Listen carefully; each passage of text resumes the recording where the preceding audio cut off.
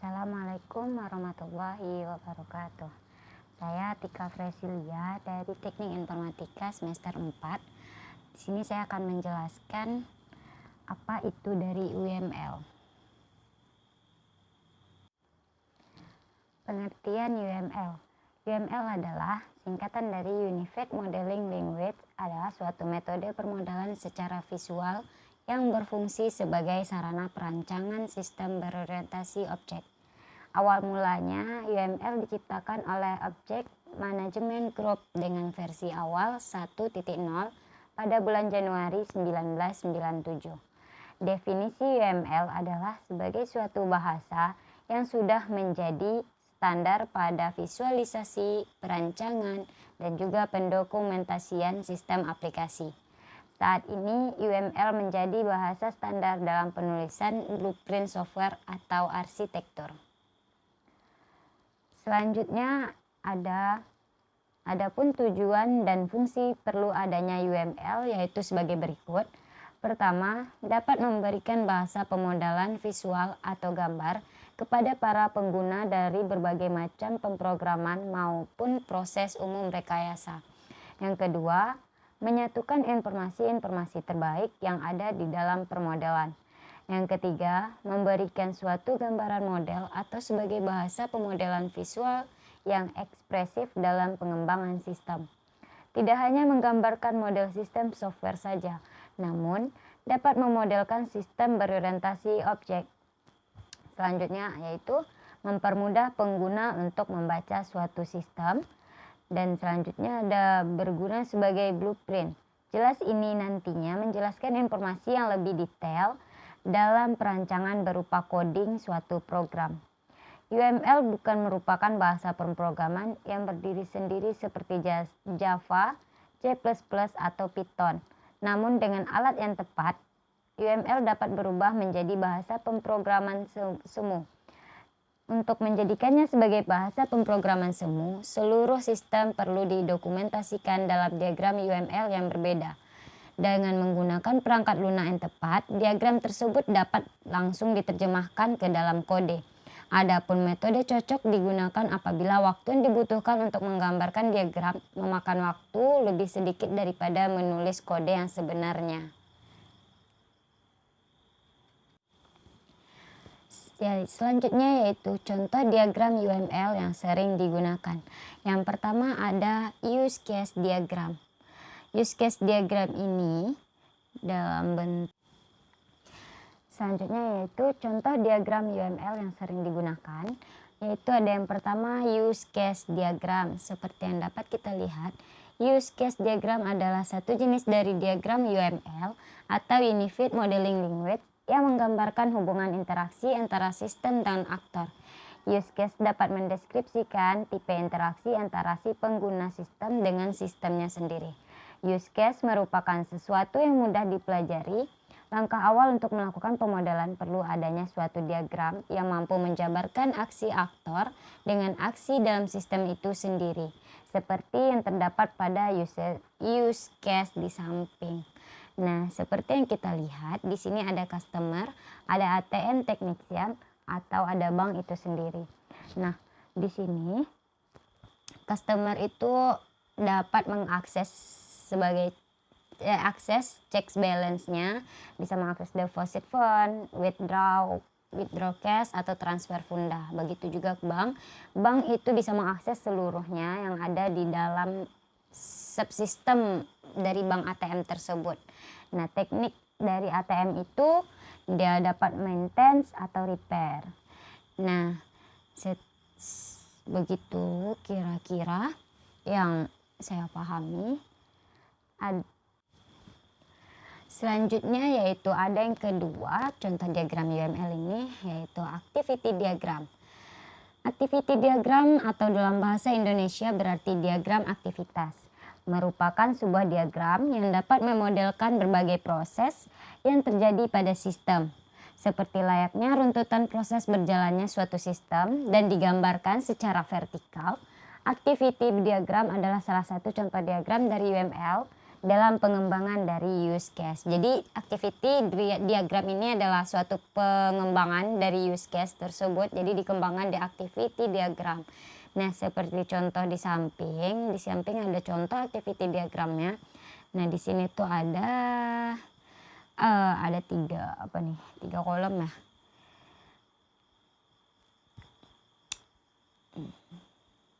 Contohnya seperti berikut. Nah,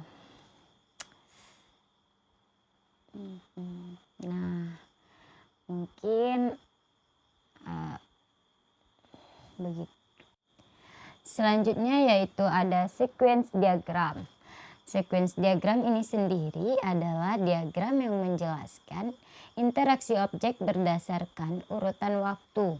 Jadi dia berdasarkan urutan waktu yang diurutkan melalui diagram tersebut, diagram sequence diagram ini.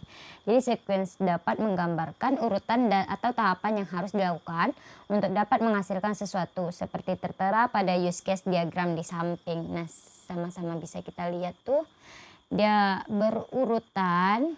Jadi kayak di sini ada contohnya nih, node, objek. Nah, di sini nanti ada pemrosesan, return, seperti yang kita lihat. Selanjutnya yaitu ada kelas diagram. Nah, di kelas diagram ini itu sebagai pengertiannya diagram yang digunakan untuk menampilkan kelas-kelas berupa paket-paket untuk memenuhi salah satu kebutuhan paket yang akan digunakan nantinya. Namun pada kelas diagram di set modelnya dibagi menjadi dua bagian, yaitu ada yang pertama kelas diagram.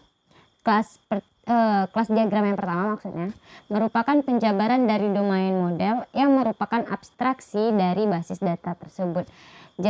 Kelas diagram yang kedua merupakan bagian dari modul pemrograman MVC pattern atau model view controller, di mana terdapat kelas boundary sebagai kelas interface, kelas control sebagai tempat ditemukannya algoritma, dan kelas entity sebagai tabel dalam basis data dan query program. Nah, sebagai contohnya kita bisa lihat diagram kelas itu tuh seperti apa. Nah, di sini tuh ada kelas-kelasnya. Nah, di situ ada juga tertera bagian field tipe atau bagian-bagian field dari kelas name tersebut gitu. Oke, selanjutnya ada state machine diagram. Nah, state machine yaitu salah satu jenis diagram pada UML yang berfungsi untuk menggambarkan transisi serta perubahan pada suatu objek pada sistem.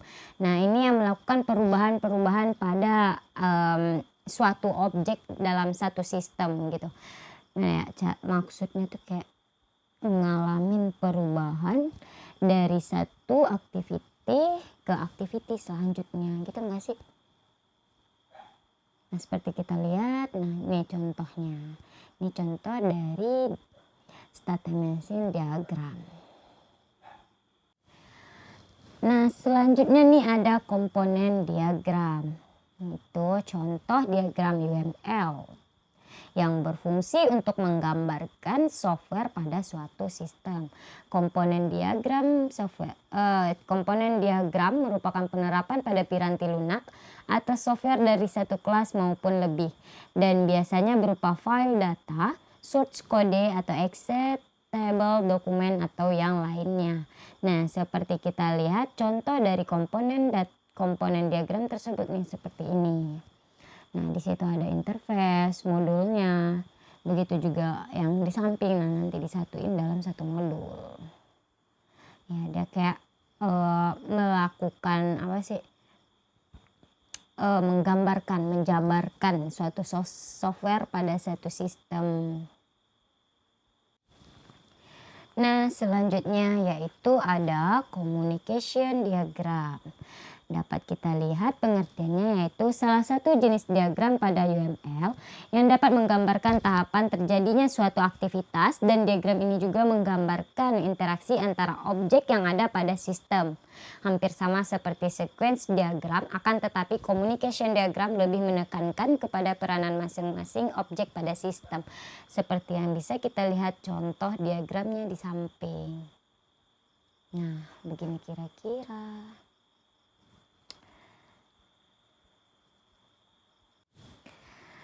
Nah, di sini juga ada contoh diagram UML yang sering digunakan, yaitu deployment diagram. Deployment diagram yaitu salah satu diagram pada UML yang menunjukkan tata letak suatu sistem secara fisik. Dapat juga dikatakan untuk menampilkan bagian-bagian software yang terdapat pada hardware dan digunakan untuk menerapkan suatu sistem dan hubungan antara komponen hardware. Jadi deployment diagram intinya untuk menunjukkan letak software pada hardware yang digunakan sistem. Contohnya seperti yang di samping, ini dia kayak menunjukkan letak-letak software yang ada pada hardware gitu. Nih kayak aplikasi software, ada klien, ada personal, service-nya gitu. Jadi dia kayak menunjukkan letak software pada hardware yang digunakan sama sistem itu gitu. Selanjutnya yaitu ada objek diagram. Objek diagram ini yaitu salah satu jenis diagram pada UML yang menggambarkan objek-objek pada suatu sistem dan hubungan antarnya. Maksudnya hubungan antar sesama dia gitu. Nah, contohnya itu seperti ini. Dapat kita lihat contohnya, contoh objek dari diagram tersebut. Nah, kayak gini nih. Ini kayak ada tabel yang ada nama-nama klien, ada contoh dari siswa itu, dan ada bagian-bagian apa aja, nanti yang bisa diakses apa-apa aja gitu. Yang dia kayak menghubungkan antara mereka sama mereka gitu, kayak satu sistem yang menggambarkan objek-objek pada suatu sistem dan hubungan antaranya. Jadi dia kayak ngejelasin aja gitu, ngejelasin yang ada pada sistem tersebut, itu objek dia. Selanjutnya ada komposit struktur diagram. Komposit struktur diagram yaitu salah satu jenis diagram pada UML yang menggambarkan struktur internal dari pengklasifikasian, yaitu dalam kurung ada kelas, komponen atau use case, dan termasuk titik-titik interaksi pengklasifikasian ke bagian lainnya dari suatu sistem.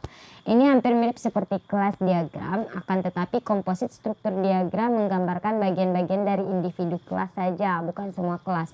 Nah, kalau di struktur diagram tadi, kalau di kelas diagram tadi itu dia cuma menggambarkan, dia kayak menggambarkan semua kelas yang ada pada sistem itu. Nah, kalau yang di komposit struktur diagram dia hanya menggambarkan individu kelasnya saja. Nah, kayak yang penting-pentingnya aja gitu, kayak intinya gitu. Ya dia kayak ngehubungin antara yang satu sama yang lainnya. Jadi kayak dia ngebaca satu kelas aja gitu, nggak semua kelas dia baca. Dia cuma baca individu kelasnya doang. Nah, selanjutnya ada interaction overview diagram. Interaction overview diagram yaitu salah satu jenis diagram pada UML yang berguna untuk memvisualisasikan kerjasama dan hubungan antara activity diagram dengan sequence diagram. Nah, ini contoh interaction overview diagram. Kurang jelas, masih investor asisten dan.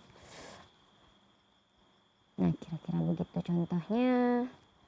Kita masuk ke selanjutnya yaitu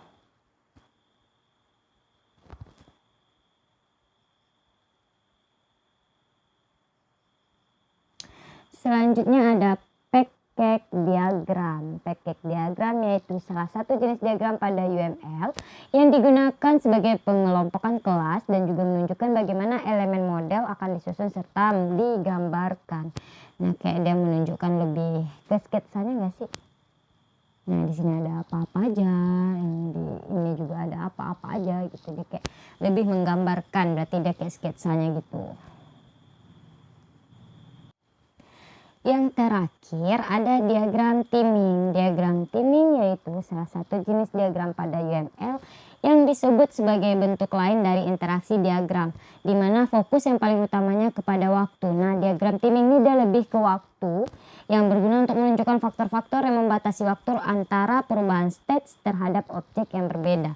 Seperti contoh yang bisa kita lihat di samping. Nah, ini tuh kayak dia lebih gimana sih cara ngomongnya? Pokoknya dia tuh kayak lebih mendisiplinkan ke waktu gitu. Jadi setiap menit tuh apa gitu. Ngobrol pula lah contohnya.